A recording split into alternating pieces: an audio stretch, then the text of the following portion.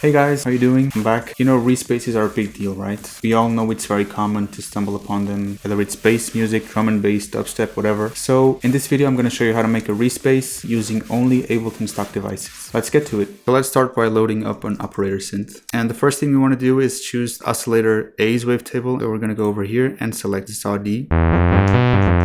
Now we can already start taking care of the gliding effect and the note overlap. We're going to click here in the algorithm section and we're going to go over to voices, select just one, so that when you play a note, it doesn't overlap. To achieve the glide, we have to turn the pitch envelope on, click on glide and bring it up to around like 110 milliseconds. It's really up to you how much glide you want.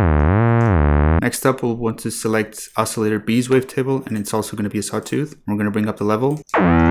Right now it sounds nothing like a Reese bass. We're going to bring down the coarse pitch to 0.5. So it comes down an octave, and we're going to start messing with the fine frequency.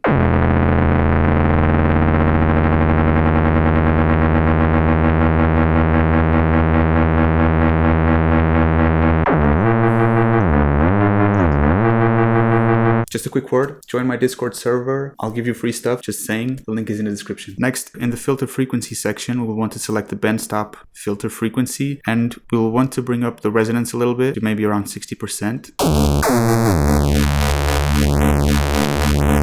What this basically does is just create a very steep notch in the frequency spectrum, and as you move this knob,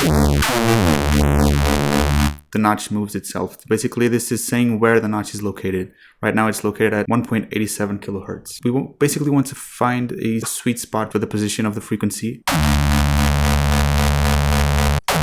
Now we're gonna select a phaser flanger, so we get a little bit of extra movement going on. The settings are basically the default settings. It's the phaser option, not the flanger, the phaser. What I'm gonna do is just bring down the effect to 38%. This is honestly up to you. You can bring it down and up as much as you want. See how you like it the most. And now, in order to achieve the distortion, we're going to select the roar device, the routing mode to single, because we don't want any parallel processing going on. We just want the full sound to be processed. We're going to select the noise injection as a shaper type. This distorts the sound, obviously, and this is one of the algorithms that brings up the most high frequencies in the sound. That's what we want to achieve right here. Of course, you can experiment with different ones. For example, I also like halfway rectifier because it also reinforces the tone of the sound. This is very good for melodic stuff as well, you know, sounds that contain a lot of tone to it. But we're going to opt for the noise injection right here. And we're going to bring up the amount to a lot. Also, the volume is going to go up quite a bit, so be careful with your ears.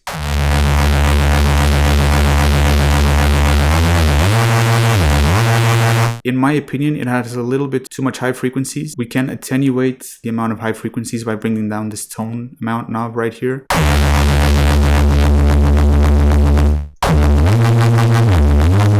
I just brought it down to -100. These are changes that, you know, are really up to your taste, to your liking. You could also do something which is tone down certain frequencies. We're going to pull up the EQ3 device. We can turn this down quite a lot. And in order to remove a little bit of mud, we could use the EQ8 at around, let's say, 240 hertz. Okay, guys, so my video just stopped recording all of a sudden, so I'm just going to keep going. So as I was saying, next thing we can do is pull up an EQ8 and remove the muddiness at around 240 hertz, just to remove a little bit of muddiness.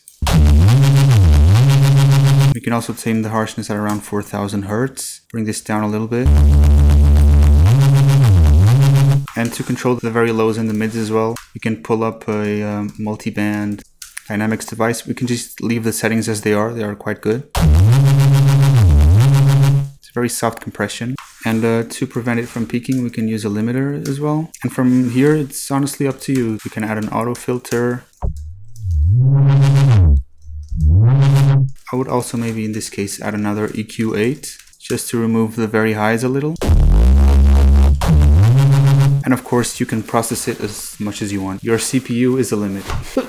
And in case you don't want to replicate this bass step by step, like I said, I left a link in the description where you can download a preset that I made with some macro controls. So you can just grab it and drop it in your project instantly. And I hope you liked it. In the next video, I'm going to show you the exact same thing, except we're going to do it in FL Studio with only FL Studio stock plugins. Stay tuned.